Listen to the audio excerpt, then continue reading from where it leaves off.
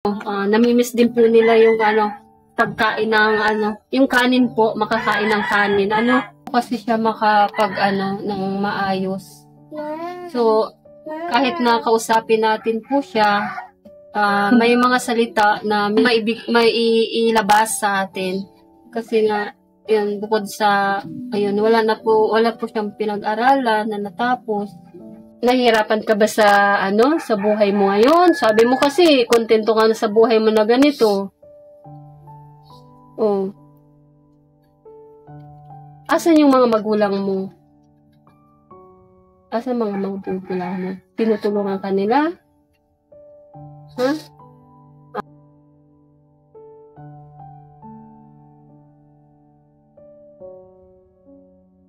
Hey everybody, Ate Renzi. Today po ay nandito po tayo sa isang lugar. Saan po ay may bibisitahin po tayo na isang pamilya na nirepair po sa atin. So, titignan po natin kung ano yung kalagayan ng pamilyang ito. Nirepair po sa atin ng isa kong kakilala na talagang nangangailangan daw po ng tulong. So, alamin po natin yung bahay nila atin na nire-repair ni Ate Jane. Siya po yung may hawak ng camera. Kasi wala naman pong tagpi-tagpi yung bahay nila. Tingnan nyo naman po. Talagang pinagpatong-patong na sa ako na halos na po.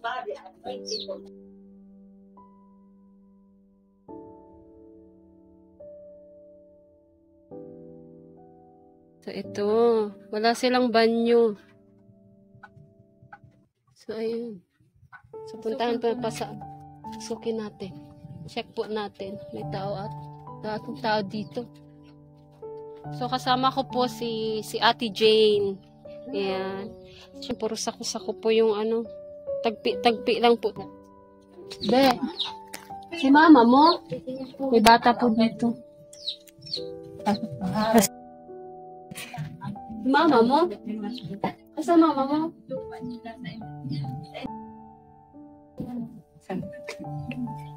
May po siya, may bata po dito. Mag-isa lang. Pumasok na po kami kasi sina nila. Wala, parang walang kuryente dito. So, ito.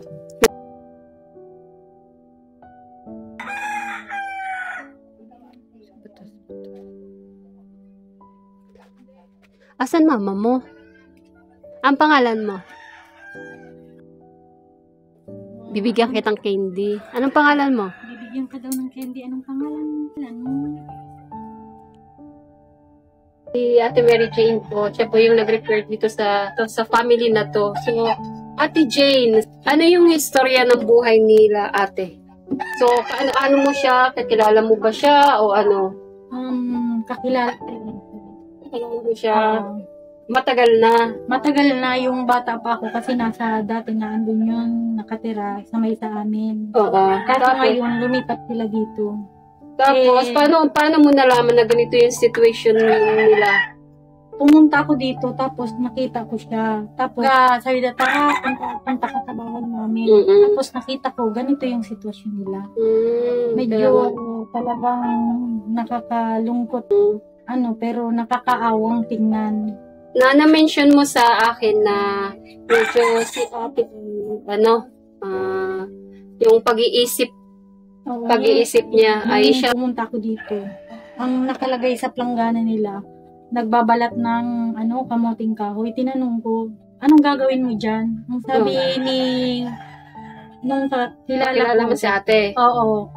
Pang daw nila, gabihan nila. Sabi ko, yan lang ang ninyo, kain. Masarap yung kamuting kahoy. Siya nga, pero kung palagi naman. Palagi. Kinakain nila lagi. Oo. Yung pumunta ako, bumili ako ng tinapay, binigay ko dun sa mga bata. Halos nakaagawan sila. Gutom na gutom sila. Pati wala po dito. So, aantayin po natin si ate. So, pumasok na po kami sa bahay nila kasi kakilala naman ni ate. Pero hindi po natin makausap. Kasi, mahihain siguro. Ayan.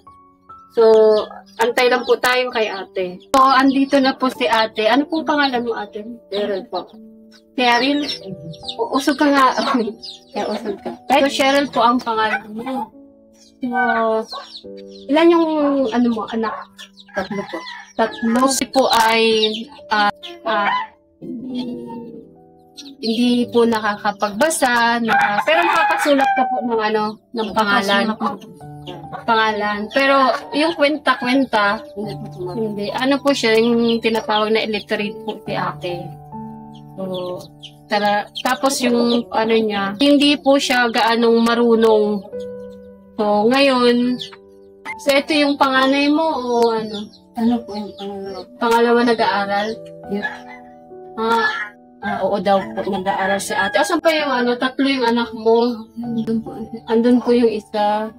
So ano yung ano, kabuhayan? Source of income mo? Kumbaga, paano kayo nabubuhay? Sa pang-araw-araw, anong mga trabaho? May trabaho ka ba? Po-provide nung pang-araw-araw ninyo baga po na Meron pong nagtatawag dito. nagbibigay. Asan yung asawa mo po? Nagtatawag lang tayo. May asawa ka po. Pero sa umahanan, Ano lang, trabaho lang. nakikitrabaho. Ako pala si Ate Rena. Yung pangalan nito? Cheryl. Ate Cheryl. Ate Rena. So, ayan po. Na-repair ka po ni Ate Jane sa akin. Kilala mo po si Ate Jane? Ito si Ate Jane. Yan po na talagang naawa daw po sa inyo, sa kalagayan nyo. Kasi hindi siya ng tinapay nun na halos na nag-agawan yung ano mo, anak mo. Sabik sila sa ano, sa tinapay. Sabik sila sa pagkain, ano. So, bakit hindi nyo Hindi man po, wala man po trabaho yung tulis. Extra lang si tatay. Ngayon, si tatay ay nasa umahanan. Naghahanap buhay. So, ikaw po yung nandito. Lalaba pa nga ako. Mamaya. Bigasyon mo ay para sa bata at saka sa ano dito. Kahit walis-walisan nyo po. Pero nakakakain naman kayo. Nakakain ng Mga kamote. Kamote. Buhay yung ganito, ano ka na? Kumbaga, kontento ka na ganito yung buhay nyo. Okay. Si ate po kasi ay medyo, yung narinig ko na medyo kulang po ang pag-iisip, sabihin na po natin ng gano'n, na kailangan po na pang-unawa. Yun, ayoko pong magsalita, pero ayoko kasi baka makasakit po kasi tayo ng So, yung yung mga anak mo nag-aaral, ate. Nag-aaral. Yung tatlo nag-aaral. So, anong sabi ng awa mo? Ito, tingnan mo, mga butas-butas, hindi nyo naaayos, hindi kayang ayusin ni tatay? hindi magaya. Wala pang pera. Anong ginagawa nyo, di ba? Yung government nagbibigay sa isang pamilya, kada pamilya dito, yung government nagbibigay po baga. So, anong ginagawa nyo po doon sa pera na yun? Yun po. Mabila mo po na Ng pagkain, sapat sa pagkain. Yung sa purpose. May nakukuha po kayo sa purpose. Yun po yung tulong ng government dito sa Pilipinas. Karoon po ng tinatawag na purpose po. Lalo na kapag may mga bata po na nag-aaral. So, bukod sa pagkain, binili nyo ng pagkain, ano pa? Binili ko pang mga gamit ng mga binili mo kaya nakapag-aral sila. Pero, kompleto naman yung mga, sa gamit. Unti-unti lang po. Mga kamag-anak kayo na tumutulong sa inyo. Meron naman. May mga kapatid ka ba? Ba't naiiyak si ate? Okay lang yan. Bakit naiiyak ka? Ba't naiiyak ka? Sabi mo, kontento ka na sa buhay mo na ganito. Ba't naiiyak ka? Bakit? Uy, bakit? Ate Cheryl, bakit? Sige lang, ilabas mo. Bakit? pag-aralan na natapos. Ano pa yung ano niya, siguro nagugutom ka dito, nagugutom kayo dito, minsan may pagkakataon ba na nagugutom kayo dito? Minsan. Pero yung mga si tatay, araw-araw ba na hanap buhay? Yung may pinagkukunan? Minsan lang po siya magtrabaho. Minsan lang po siya magtrabaho. Kasi bakit? Bakit ayaw niyang magpumunta sa syudad, ganun, o kahit ano, na pwedeng pagtrabuhan, pag anuhan ng buhay? Wala din ba siyang ano, yung parang pinag-aralan? Parang ganun? Pareho kayo. Kaya naman po pala, kasi pareho sila. So, mahirap po talaga na makahanap ng trabaho. Kasi, ito pong mga tao na ganito ay kapag pumunta ay yun yung po yung nahihiya po sila na makihalubilo sa kapwa-tao. So, bakit ka umiiyak kanina? Sabihin mo kay Ate Rena. Sige na, bakit ka umiiyak? Baka malay mo may makatulong ako, may mga makapanood sa atin na makatulong sa pinoproblema mo, sa inaano mong problema. Kasi nararamdaman kita na ang bigat ng mo ay dinadala mo, hindi mo lang mailabas.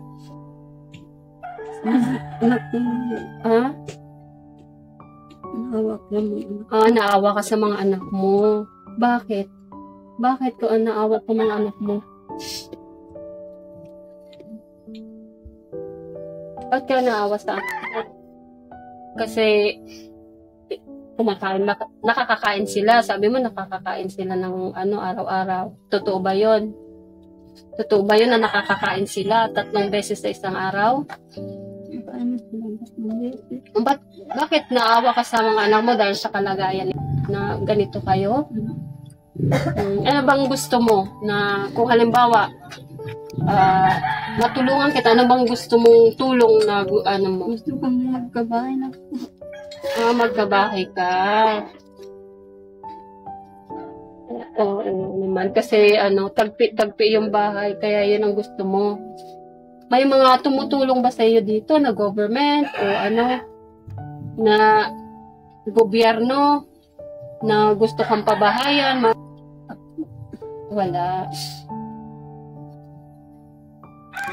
So, ang iniiyak ni ate ay sa pabahay daw po. Kahit maliit lang. Kahit maliit. Halimbawa, ma-provide po natin yun. Kahit maliit o kaya sala-sala o yung nipa lang. Okay ba yun sa'yo? At na mas maayos dito.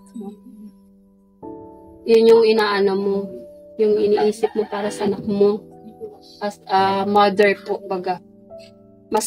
Siguro masakit sa loob niya na ganito yung sitwasyon nila. Tapos yung mga anak, lumalaki na.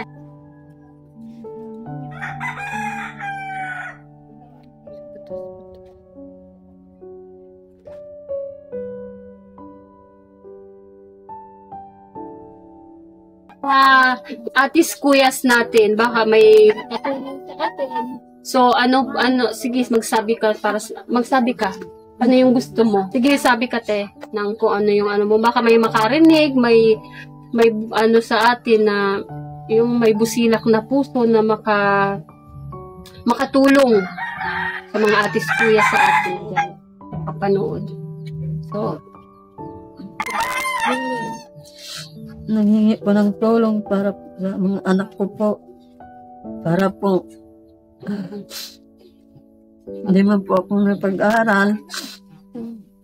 Wala man po akong alam. Wala man po akong trabaho. Wala din po akong trabaho. Asawa ko po. Permanente Walang permanente. Wala po. Ito lang po. Lang po. Silang-sideline lang po. Konti. Sa umahan lang po. Salamat po. Ito, may yero kayo ay. Pero ang nasa gilid po ay mga sako lang. Ang tabing palibot nila. ang nakatabing po. So, anuhin po natin na hindi po safe sa mga bata. So, 3 po yung anak ni Ate Cheryl. So, ang hinihingi po niyang tulong sa atin, kung maipoprovide po natin ay kahit maliit lang na bahay, na simple lang. Kasi may yero na po sila, pwede po itong magamit na yero na to. Tapos, yun lang, yung parang yun lang po yung hinihingi niya. Tapos, umupo na nga po tayo. Ito, bago to na nyo, hindi mo pa nasasalansan. Ito po yung anak niya, tapos, ito yung bunso. Tapos siya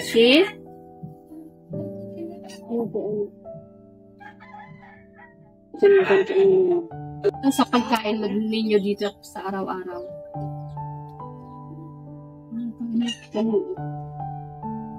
Anong kinakain niyo sa araw-araw? Hindi po ng bigas, kamote, saging. Mas yung kamote tsaka saging. Sawa na sila sa ating kamote,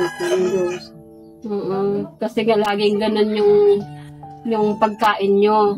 Pero yun yung kinakain ni Ate Rena. Kesa sa bigas, sa kanin. Swerte pa rin po ninyo kasi meron po kayong nakakain na gano'n. Pero siyempre po mga atis, kuyas, mga bata po kasi siguro namimiss din po nila yung pagkain ng yung kanin po. Yan naman po kayo ng mga kapitbahay nyo.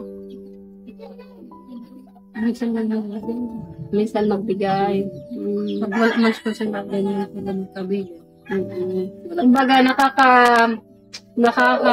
nagkakaroon lang kayo ng bigas kapag may pera kayo na yung parang kay kuya na extra niya. Ang talagang kinakain nyo dito ay mga kamote sa Kaya nga naano ko nga po na si Ate Jane po ay nung nagdala ng tinapay dito ay talagang nag-agawan daw po yung mga bata. Inabot pa nyo, nagkaan ako ng kanggos ay. Inabutan ka na naglalaga ka ng Tanggos po dito ay kamuting kahoy. So, naabutan daw po ni Ate Jane na nag-repair sa atin na naglalaga daw po siya ng kamuting. So, yun po talaga yung para makasurvive kayo, para kayo sa pang-araw-araw. So, yun. So, nakakaranas din po sila na magatas, maganyan. Hindi. Wala pong at wala man pong pambili, wala man pong So, hindi sila nakakaratas na uminom ng gatas. Puro kamuting kahoy. Wala pong Ay, ate. Anong pangalan niya? Micaela po. Wow, ang ganda ng pangalan. Hindi din po. Ba't hindi siya nagkakapagsalita? Hindi siya nagsasalita. Ano po yun? Mahiyain. Mahina din. Mahiyain po. Mahiyain daw po. Talagang yung mga bata po dito, yung 3 anak niya ay sabik sa pagkain. Mas mahiyain. Halos daw po ang mga bata ay hindi nakikipag-usap sa mga hindi sila nakikipag-usap sa mga tao. Hindi nila nasanayan na makipaghalubilo.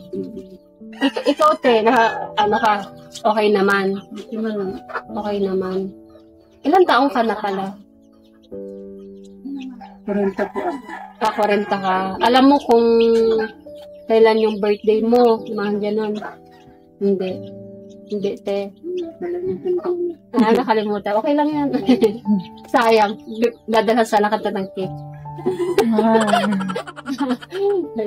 Bibigay ako sa'yo. Yung nung maano ko lang kasi siyempre, wala naman ako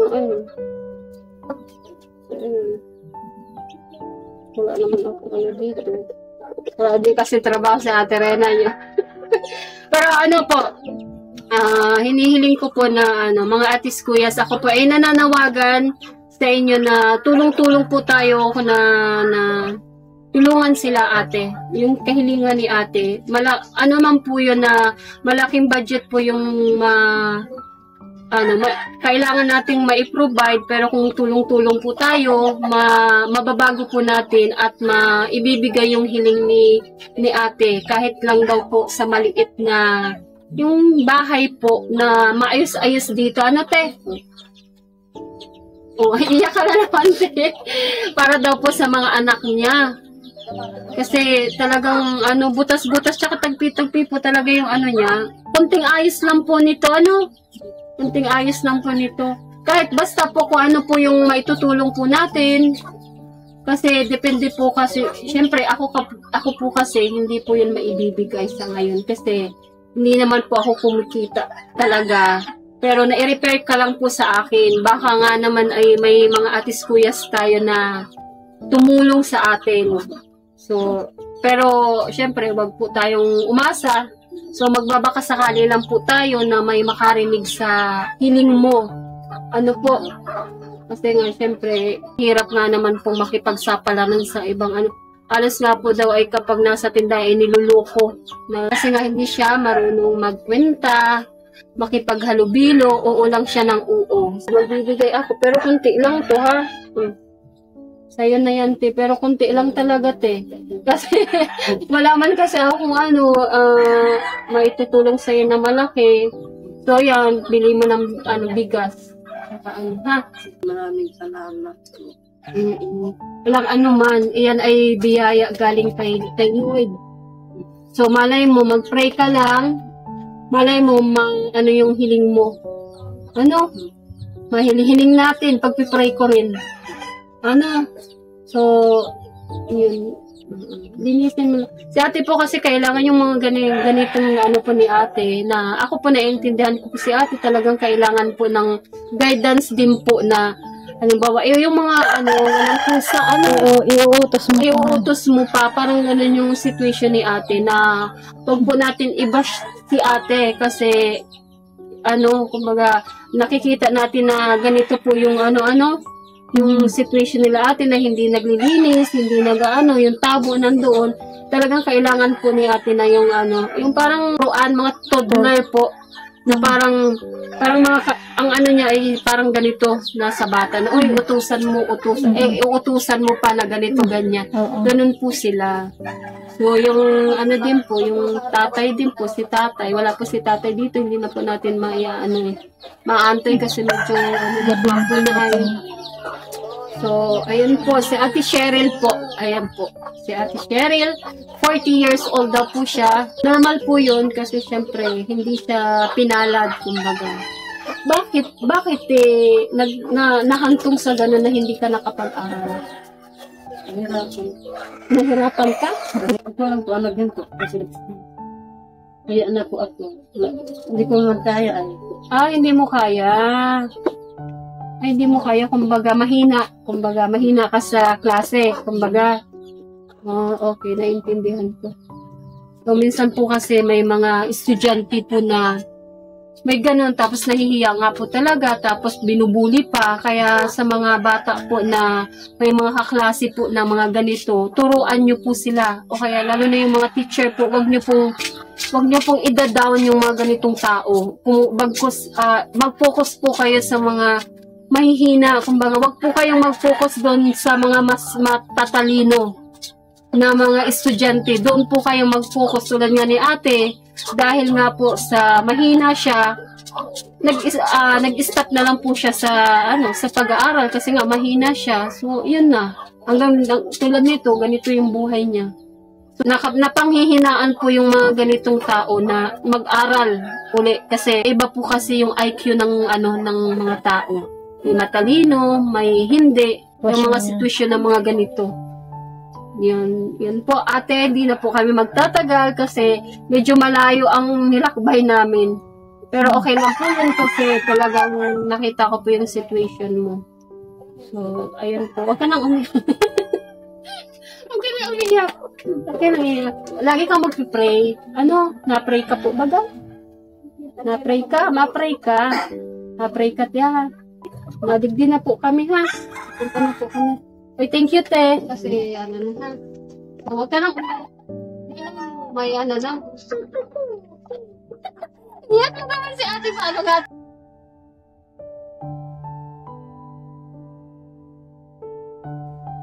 Ayun na. Si ate po ay kumuha po tayo na Siyempre po, pumunta po kami dito kasi nga siyempre, hindi lang si ate yung i-interviewin natin sa pagdakil. Siyempre, nasabi ko na po kanina kung ano yung kalagayan na mayroon si ate at yung asawa niya. So si ate po ay, Melissa. Pangalan niya ay si ate Melissa. Ano mo po siya? Madihon ko po. Kumari, kumbaga.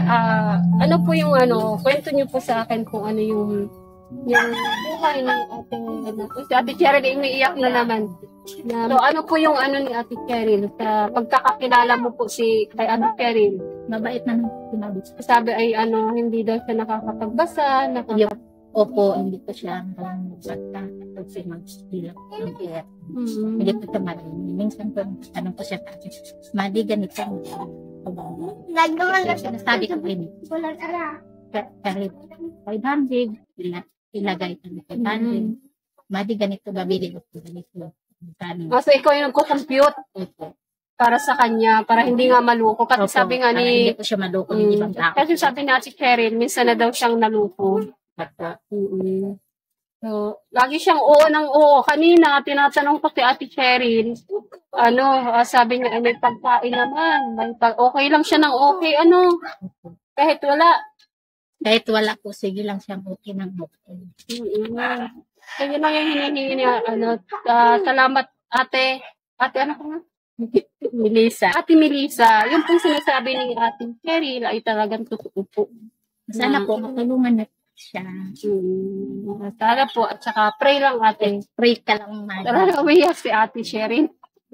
So, ayan, sa mga atis tuyas po, sa mga gusto pong magpahatid ng tulong kay ate Cheryl, tulong-tulong po tayo na mabago yung buhay niya kahit sa maliit na pabahay lang po na gusto ni ate Cheryl. Kahit nita, pwede sa'yo? Okay daw. Para kahit daw sa nito, Pero may yero na po siya. Walang pong yung sa gilid po. Puro kapag umuulan po ba umuulan din sa loob. Umuulan din sa loob. Makikita nyo naman po talaga na butas-butas pati yung sa gilid. Malakas po yung hangin, pumapasok po yung tubig din sa loob. Kasi medyo sa Bicol, dito po sa Bicol ay nagsisimula na po yung hanging amihan na tinatawag po. Sana po ay matulungan po natin si ate Cheryl sa abot ng ating makakaya. So, baka malay mo, bumalik tayo dito. So, huwag ka nang umiyak, pe. Huwag ka nang umiyak, Madi.